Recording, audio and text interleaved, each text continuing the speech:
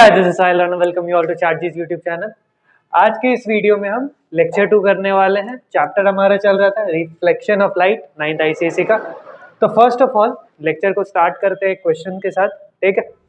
चलिए देखते हैं क्या है question. An optician while testing the eyes of a patient. एक ऑप्टिशियन था, वो एक पेशेंट की आंखें चेक कर रहा था क्योंकि इस पेशेंट की आंखें खराब थी, ठीक है। Keeps a chart of letter 3 metre behind the patient. वो क्या करता है ना, एक चार्ट रखता है लेटर्स का। तो जब भी अगर मान लो आपकी भी आंखें फ्यूचर में खराब हुई, या अगर आपकी आंखें कभी खराब होंगी, हुई थी, जो भी है वॉट, तो जब भी ऑप्टिशियन के पास जाओगे ना, वो लेटर्स का चार्ट रखता है और बोलता है कि देखो तुम्हें क्या दिख रहा है। तो आप लोग भी यहाँ पे देखो आपको क्या दिख रहा है क्वेश्चन, ठीक है। तो वो 3 मीटर पीछे, पेशेंट के 3 मीटर पीछे वो चार्ट को स्टिक करके रखता है। The patient and ask him to see the letters on the image of chart. अब वो लेटर्स के इमेज को देखने के लिए बोलता है। क्या बोल रहा है? लेटर्स के इमेज को, लेटर्स को देखने के लिए ना ही बोल रहा है, वो लेटर्स के इमेज को देखने के लिए बोल रहा है, जो कि प्लेन मिरर में बन रही है, ठीक है, जो कि प्लेन मिरर में बन रही है। Kept at a distance of 2 metre in front of him. At what distance is the chart seen by the patient. अब चार्ट जो है पेशेंट से कितनी दूर है, ठीक है।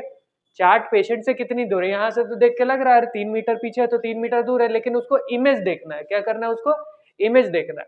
अब देखो एट द एंड ये क्वेश्चन ये कह रहा है, इस क्वेश्चन को अगर एकदम सिंपल वे में बताया जाए तो देखिए ये कुछ मिरर है, यहाँ पर मान लो पेशेंट है, और देखो यहाँ पे क्या लिखा है, 2 metre in front of him, यानी इस पेशेंट के 2 मीटर सामने क्या है, एक प्लेन मिरर है। तो इस पेशेंट के, इस प्लेन मिरर के 2 मीटर बाद हमारा पेशेंट होगा, ये हमारा क्या होगा, पेशेंट होगा। क्लियर है यहाँ पे? और इस पेशेंट से 3 मीटर पीछे यहाँ पर कहीं ये चार्ट बना हुआ है, ये चार्ट लगा हुआ है, ठीक है। ये कुछ चार्ट दीवार पर मान लो लगा हुआ है, A B C D X Y Z, कुछ लिख देते हैं यहाँ पर ताकि थोड़ा समझ आए। ए बी सी बड़ा, डी एकदम छोटा सा, ऐसा ही होता है उनके पास।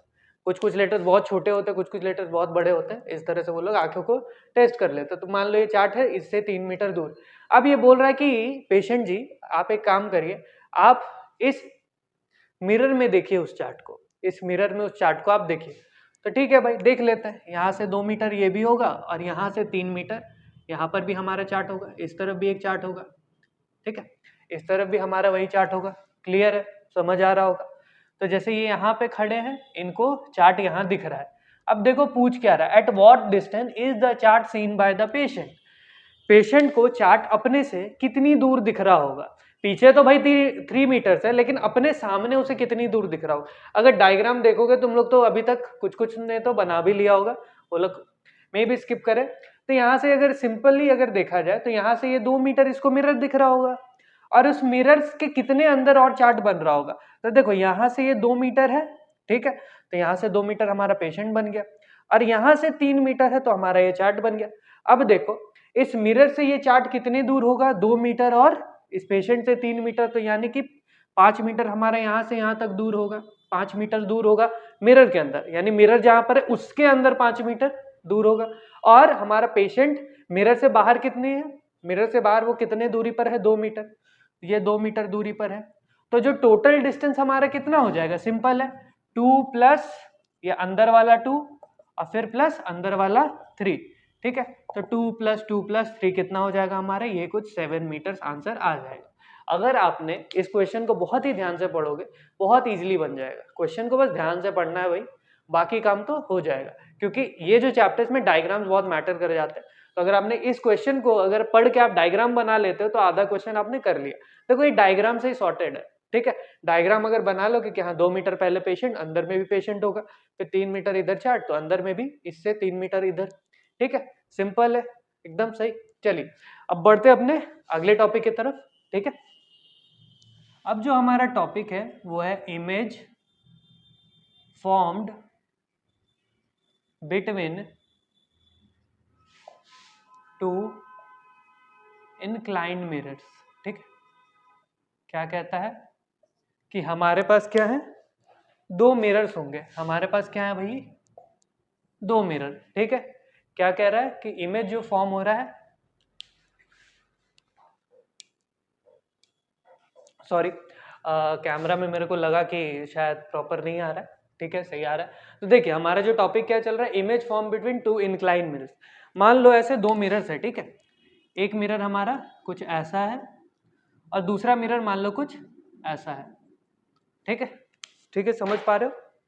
ये मान लो मिरर हमारा ये M1 है और ये मान लो मिरर M2 है, ठीक, ये पहला मिरर है हमारा, ये दूसरा मिरर, और इन दोनों मिरर के बीच में कोई एक एंगल बन रहा है, ठीक है, ठीक है, इन दोनों मिरर के बीच में सपोज कुछ एंगल है, इंक्लाइंड है तो दे मस्ट बी एंगल, ठीक है। या तो कुछ मिरर ऐसा हो सकता है या तो ऐसा भी हो सकता है, ये हमारा पहला मिरर, ये हमारा दूसरा, ये मिरर M1, ये मिरर M2, एंगल थीटा कुछ भी हो सकता है, वी डोंट, हमें नहीं पता। या आप बोलोगे ये 90 है बट मे भी 90 से कम ज्यादा कुछ भी हो सकता है। तो जैसे मान लो ये हमारा कोई दो मिरर लेते हैं और उनके बीच में कुछ सर्टेन एंगल है, उन दो मिरर के बीच में कुछ सर्टेन एंगल है, और मान लो मैंने यहाँ पे एक ऑब्जेक्ट को रख दिया, ये यहाँ पर इस पॉइंट पर, मान लो ये ए पॉइंट है, इस ए पॉइंट पर ऑब्जेक्ट को रख दिया और मैंने पूछ लिया भाई देख भाई यहाँ पर ये दो मिरर रखे हैं, यहाँ पर ये हमारा ऑब्जेक्ट है, ये कुछ एंगल है, एंगल मैं तो तेरे को बता दूंगा, अब तू मेरे को बता कि कितने इमेज बन रहे हैं, ठीक है। अब मैंने तेरे से पूछ लिया कि भाई कितने इमेज बन रहे हैं, तो कितने इमेज बन रहे हैं इसके केसेस होते हैं, देखो क्या है, देखो नंबर ऑफ इमेजेस या कितने इमेज बनेंगे उसमें हम लोग n को फाइंड आउट करते हैं, n is 360 divided by angle theta. n क्या होता है, नंबर ऑफ इमेजेस हमारा 360 में से जब आप थीटा को डिवाइड करते हो तो हमारा नंबर ऑफ इमेज आता है, ठीक। अब देखिए दो केसेस बन सकते हैं, ये तो हमारा फॉर्मूला है। अब इसके दो केसेस बनते हैं। केस वन, पहला केस क्या है कि n हो सकता है कि आपका ऑड आ जाए, n क्या आ जाए, ऑड नंबर आ जाए। ऑड नंबर पता होगा आपको, बचपन में आपने पढ़ा होगा क्या होता है, या तो 3 आ जाए या तो 5 आ जाए, ठीक है 3 5 7 9 व्हाटएवर, कुछ भी इनमें से कुछ भी आ जाए। अगर ऑड नंबर बन रहा है, ठीक है, अगर ऑड नंबर बन रहा है तब इसके भी दो केसेस है, यानी केसेस में केसेस। देखो केस वन क्या है, अगर n हमारा क्या हो जाए, ऑड आ जाए। इसमें पहली चीज ए कि अगर ए सिमेट्रिकली रख रहे हैं, ए सिमेट्रिकली, अगर सिमेट्रिकली नहीं रख रहे, एसिमेट्रिकली रख रहे हैं, तो जितना हमारा n आ जाएगा, जो n की वैल्यू होगी, n की वैल्यू मान लो कुछ भी है, ठीक है, सपोज मान लेते 3 है, n की वैल्यू अगर 3 है तो हमारा नंबर, तो यहां से हमारा नंबर ऑफ इमेजेस जो है वो भी 3 ही आएगा। n की वैल्यू अगर 3 है तो नंबर ऑफ इमेजेस भी हमारा 3 ही आएगा। दूसरी बात ये कि अगर सिमेट्रिकली रख रहे हैं, अगर हम लोग सिमेट्रिकली रख रहे हैं और n की वैल्यू अगर 3 है, पहले तो केस क्या था एसिमेट्रिकली, दूसरा केस में अगर उतनी ही रख रहे हैं और अगर सिमेट्रिकली रख रहे हैं तो यहाँ पे नंबर ऑफ इमेजेस, जो हमारा नंबर ऑफ इमेजेस बनेगा वो बनेगा n-1, n-1, यानी कि हमारा इमेज कितना आएगा, n की वैल्यू थी 3 तो 3 - 1 विच वन इज 2, तो यहाँ पर इस केस में हमारा नंबर ऑफ इमेज आएगा 2, ठीक है। आपके पास दो हाथ है, यहाँ पर भी दो इमेज बन रहे हैं, ठीक है। चलिए अब बढ़ते हैं हम अपने दूसरे केस की तरफ। ये पहला केस समझ आ गया हो कि मिटाई दिया जाए, नहीं इसमें इधर कर सकते हैं हम लोग, देखो। तो दूसरा केस नंबर 2, देखो या तो ऑड आ सकता है या तो उसका जुड़वा भाई इवन, तो n is equal to 360 upon theta. अब मान लो कोई ऐसा एंगल दे दिया गया जिससे हमारा जो n जो है वो अगर इवन आ रहा है, n क्या आ रहा है, इवन आ रहा है, n हमारा क्या आने वाला है, इवन आने वाला है। तो इस केस में कुछ नहीं करना, इस केस में कुछ नहीं करेगा। अगर तुम्हारा n इवन आए तो सिंपल है, तुम्हारा जो नंबर ऑफ इमेज होगा, तुम्हारा जो नंबर ऑफ इमेज होगा वो सिंपली n-1 हो जाएगा। सिंपली कितना हो जाएगा, n-1। n कितना, सपोज ये हो सकता है 2 4 8 6 कुछ भी, ठीक है, 6 पहले होना चाहिए बट लेट इट बी, तो 2 4 8 6 कुछ भी। मान सपोज कि हमारा जो n का वैल्यू है वो 8 आ रहा है, n का वैल्यू कितना आ रहा है, 8 आ रहा है, तो नंबर ऑफ इमेजेस हमारा कितना आ जाएगा, n-1, ये वैल्यू, ये चीज, यही चीज आएगी n-1। n हमारा कितना है 8, उसमें से कितना करेंगे, 1 कम करेंगे, 8 में से 1 कम करेंगे तो 7 आएगा। इतनी मैथ्स तो मुझे भी आती है, इतनी मैथ्स आपको भी आनी चाहिए, तो यहाँ पर हमारे 7 इमेजेस आ जाएंगे। क्लियर। चलिए एक क्वेश्चन करते हैं। क्या है question, state the number of images.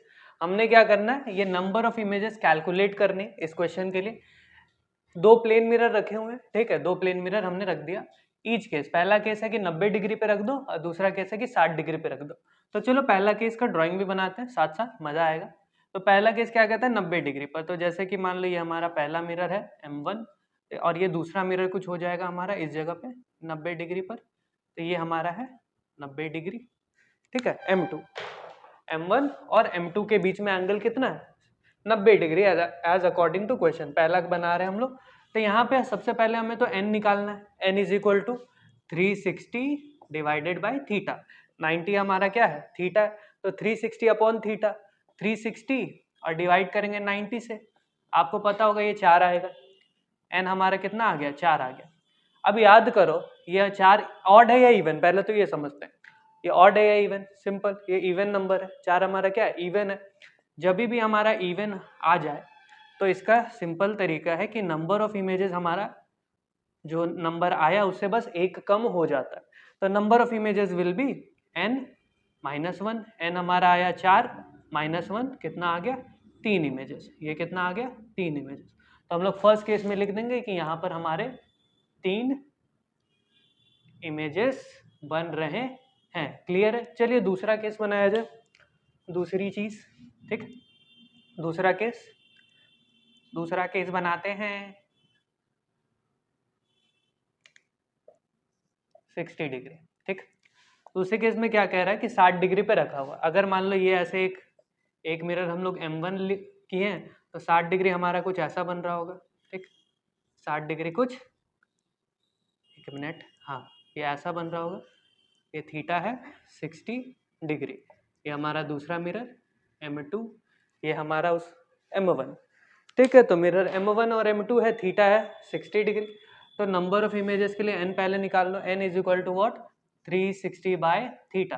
तो 360 बाय 60, 0 0 मर गया, 6 से 6 बार में, ठीक है।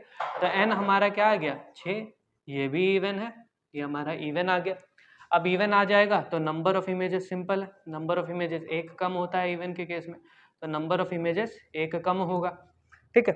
तो n will be equal to, sorry, number of images will be equal to n-1, जो कि हो जाएगा 6 - 1 इज इक्वल टू 5 इमेजेस। कितने बन जाएंगे, 5 इमेजेस बन जाएंगे। फिर से रिवाइज करा देते हैं। सबसे पहले तो ये कैलकुलेट करो, उसके बाद इवन या ऑड के केसेस में जाना। इवन आ गया कितना, अगर इवन आ जाए तो नंबर ऑफ इमेजेस उससे एक कम हो जाता है। ऑड आते तो उसके दो केसेस बनते हैं, सिमेट्रिकली या एसिमेट्रिकली। वो चीज तुमको क्वेश्चन में मिल जाएगा, वो चीज तुमको क्वेश्चन में गिवन होंगी कि सिमेट्रिकली रख रहे हैं या एसिमेट्रिकली रख रहे हैं। चलिए बढ़ते हैं अपने अगले टॉपिक की तरफ। अब हमारा टॉपिक है introduction to spherical mirror. Spherical, not spherical, introduction to spherical mirrors, ठीक है। अब स्फेरिकल मिरर्स दो तरीके के होते हैं, बचपन में पढ़ा होगा 8 में तो आप लोग का था कि स्फेरिकल मिरर्स हमारा दो ही होता है, एक कनकेव और एक दूजा कन्वेक्स। तो जैसे कि मान लो ये एक सर्कल है, ठीक, ये हमारा एक स्फीयर है, इसका ये सेंटर है। तो इस सेंटर से अब देखो, अगर मान लो हम लोग इसको कट कर रहे हैं, ठीक है, इसके एक पार्ट को इसको कट आउट करके निकाल रहे हैं, कुछ ऐसा दिख रहा है, ये हमारा कुछ इस तरीके का दिख रहा है। अगर हम इसके आउटर बल्जिंग में, ये जो हमारा आउटर बल्जिंग है, इसकी सिल्वरिंग कर दें, ये जो आउटर बल्जिंग है इसकी सिल्वरिंग कर देंगे, यानी सिल्वर कलर की एक लेयर लगाई जाती है मिरर्स के ऊपर, अभी ध्यान से देखोगे तो दिखेगा। तो सिल्वरिंग, इसके इस पोर्शन में हम लोग सिल्वरिंग कर देंगे और अंदर के सरफेस को हम लोग पॉलिश कर देंगे। अंदर का जो सरफेस होगा वो कैसा होगा, शाइनी होगा।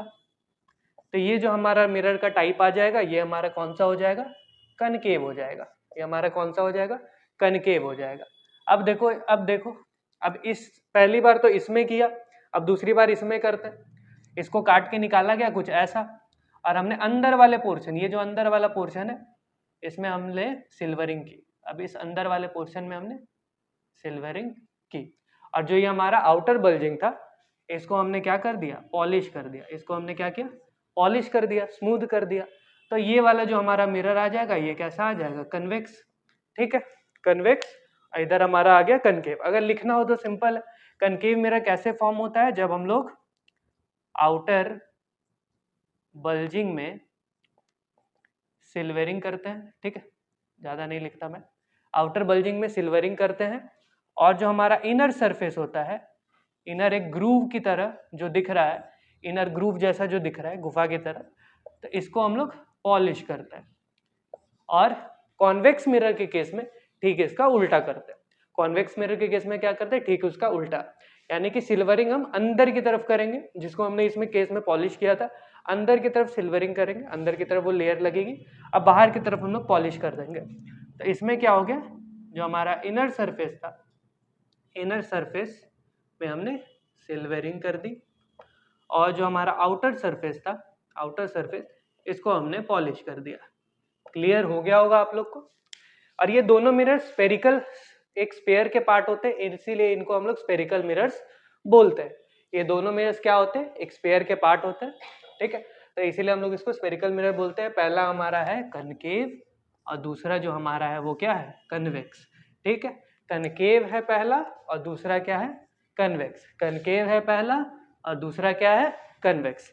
चलिए अब इससे रिलेटेड कुछ टर्म्स को जानते हैं, ठीक है, इससे रिलेटेड कुछ टर्म्स को जानते हैं कि इनके टर्म्स बेसिकली ये जो हमारा मिरर होगा इसके क्या क्या पार्ट्स है, ठीक, मिरर के क्या क्या पार्ट्स है, उसका सेंटर, उसका कर्वेचर, प्रिंसिपल एक्सिस वगैरह वगैरह वगैरह वगैरह, ठीक है।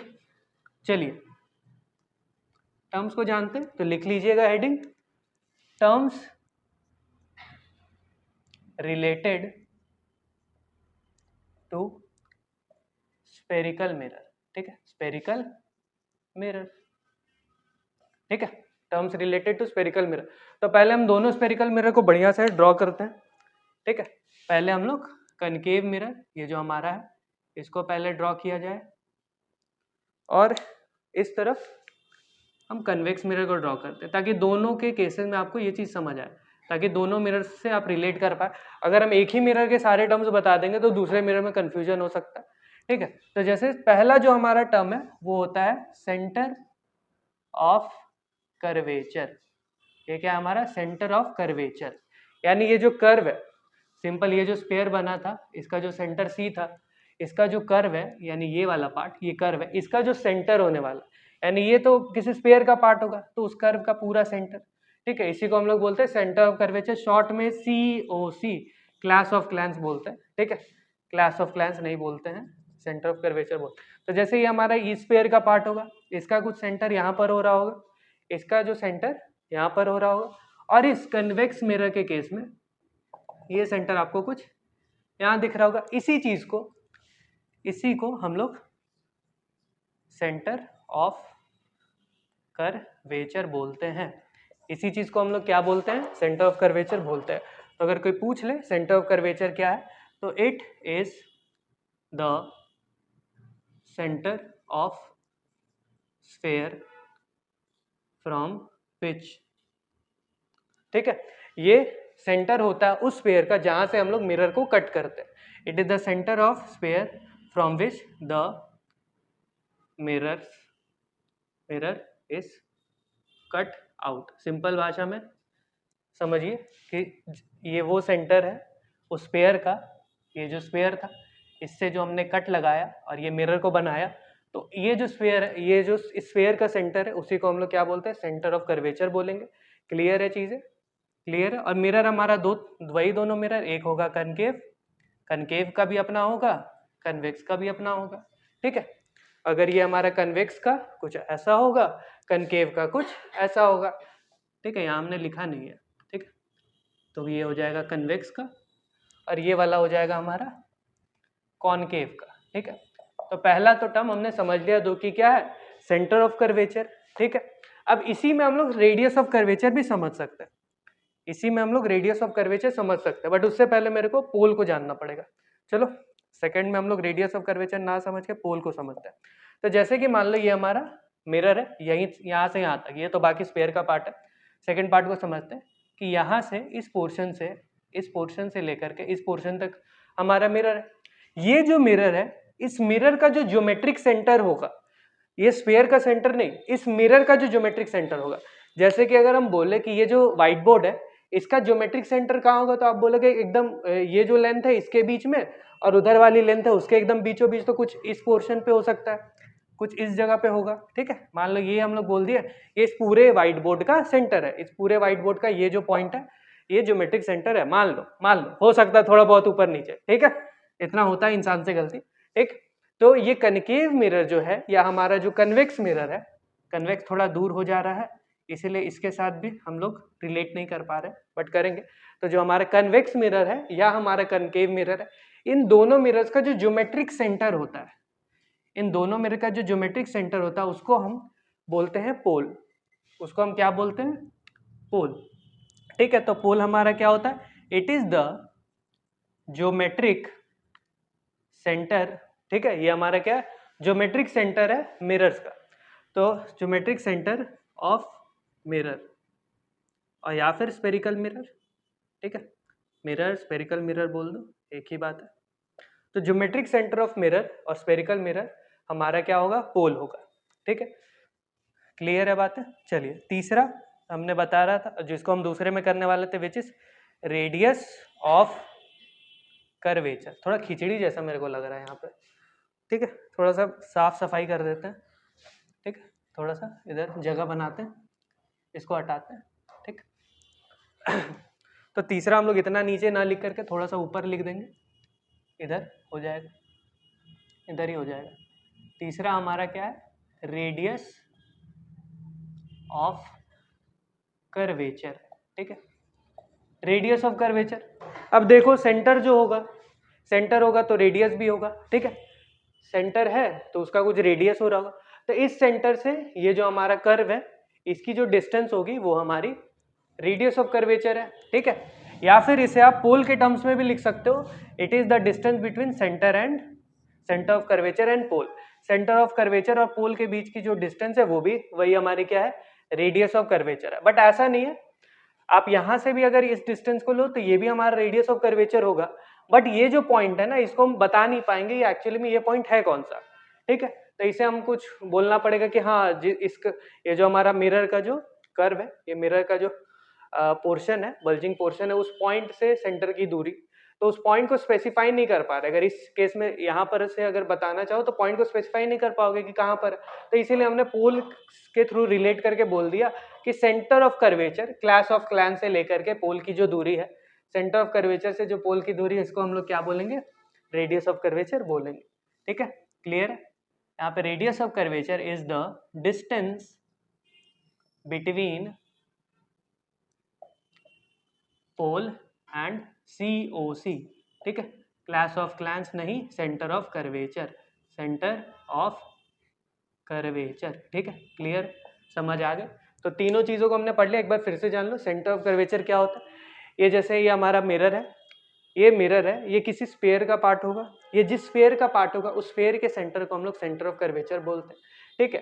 पोल जो हमारा होता है इस मिरर का ज्योमेट्रिक सेंटर होता है, यानी ये जो मिरर हमारा है यहाँ से यहाँ तक देख रहे, इसको मत देखना, यहाँ से यहाँ तक जो देख रहे, इसका ये वाला पोर्शन, इसके एकदम बीचों बीच जो आ रहा है, जो ज्योमेट्रिकली सेंटर है, उसी को हम लोग क्या बोलते हैं, पोल बोलते हैं। थर्ड हमारा है रेडियस ऑफ कर्वेचर, ये बेसिकली ये जो सेंटर COC है, सेंटर ऑफ कर्वेचर से लेकर पोल का जो दूरी है, इस डिस्टेंस को हम लोग रेडियस ऑफ कर्वेचर बोलते हैं। और इस रेडियस ऑफ कर्वेचर को हम लोग R से डिनोट करते हैं, it is denoted by R, यानी यहाँ से लेकर यहाँ तक की दूरी को हम लोग रेडियस ऑफ कर्वेचर बोलेंगे, इसमें भी और इसमें भी, ठीक है। चलिए बढ़ते हैं, principal axis, sorry PA, personal assistant principal axis, और ये PLE वाला नहीं है, प्रिंसिपल है, PAL। प्रिंसिपल बोला जाए तो हेड, ठीक है, आपके स्कूल में है ना हेडमास्टर साहब, वही वाले प्रिंसिपल, ठीक है। तो PA प्रिंसिपल एक्सिस को समझते, दोनों मिरर को ड्रॉ करते हैं। तो सबसे पहले हम बनाते हैं कनकेव मिरर, कुछ ऐसा, ठीक, और उसके बाद साथ साथ हम बनाते हैं इधर कॉन्वेक्स मिरर, ठीक, ये कुछ ऐसा बन गया, ये थोड़ा अच्छा नहीं लग रहा है, बढ़िया से बनाते हैं इसको, ठीक। ये हमारा हो गया कॉनकेव मिरर, ये हमारा कॉनकेव मिरर हो गया, और ये हमारा कॉन्वेक्स मिरर हो गया, ठीक। कॉनकेव और कॉन्वेक्स मिरर, जो जो चीजें अभी तक हमने पढ़ी थी उन चीजों को लिख लेते हैं। ये हमारा पोल हो गया, यहाँ पे हमारा सेंटर हो रहा होगा, अगर इसको देखा जाए तो ये सेंटर हो गया, ये हमारा पोल हो गया, ठीक है। तो प्रिंसिपल एक्सिस ये बेसिकली एक इमेजिनरी लाइन होती है जो हमारे पोल और सेंटर ऑफ कर्वेचर के थ्रू जाती है। ये बेसिकली एक यही लाइन, ये जो आप लाइन देख रहे हो, ये जो लाइन आप देख रहे हो, ये जो लाइन है यही लाइन प्रिंसिपल एक्सिस है। This is PA principal axis. यही लाइन जो है हमारी, यही प्रिंसिपल एक्सिस है। ये बेसिकली एक इमेजिनरी लाइन होती है। ये क्या है हमारी, एक इमेजिनरी लाइन है विच पासेस थ्रू, जो पास करती है कहाँ से, basically passes through centre of curvature and pole, जो कि COC से लेकर के COC एंड P, ठीक है। Centre of curvature, class of length, centre of curvature और पोल। सेंटर ऑफ कर्वेचर, ठीक है, और यहाँ पर हो गया हमारा पोल।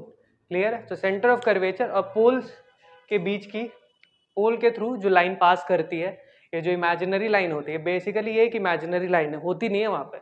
आप मिरर को हाथ में लोगे तो आप इमेजिनरी लाइन है वो, ठीक है, वो दिखेगी नहीं कि ऐसे लाइन जा रही है, ठीक, क्लियर। तो ये हमारा हो गया चौथा term related to spherical mirror, which one is principal axis.